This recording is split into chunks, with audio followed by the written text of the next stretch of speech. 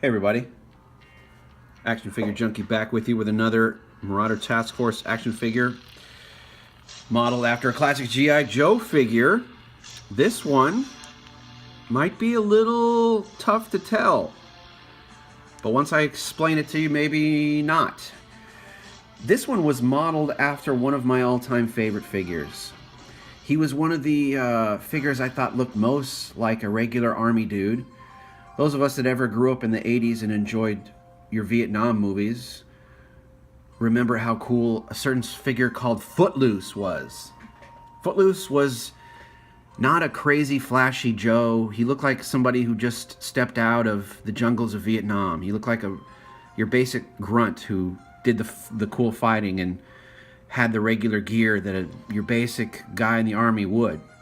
So I always really liked Footloose, so I wanted to make a modern updated version of him. Now if I lift this up a little bit, you can see the helmet. Sorry about that. So I went with your basic. Now Marauder Task Force recently came out with a basic cool camo. Now Footloose was always known for having the cool camouflage, so I gave my figure this camouflage. Tried to make the pants, to make the pockets and the accessories match as close in tone, but also not be exactly the same. Like if you can see that the holster is different from the pockets on the ankles. The pockets on the sleeves are different. It's just a little, it's all the same color, same colors, but everything is a little bit, what am I trying to say? Same color world, but you know, not everything is exactly the same. Now Footloose had a cool helmet back in the day where it had that leaf on it to kind of give it camouflage. I think that was more representative of somebody you might see in battle in the 80s, 70s, and 60s. Nowadays, we've got more high-tech stuff, so I got a really cool helmet with, check it out, night vision goggles. How cool are those? So in the original Footloose, some things that I kept the same, excuse me while I move in here. Footloose had the shoulder harness. He had the knife, he had the grenades, so I kept those the same. Now one giant thing you can see I kept the same that I really always liked about the original Footloose is his weapon.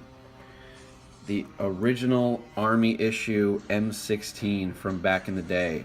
Now this cool gun just kind of holds a place of nostalgia for me. I know that you probably wouldn't see anybody on a battlefield sporting that dinosaur of a gun nowadays, but you know what? What's that term when people get married? Something old, something new, something borrowed, something blue?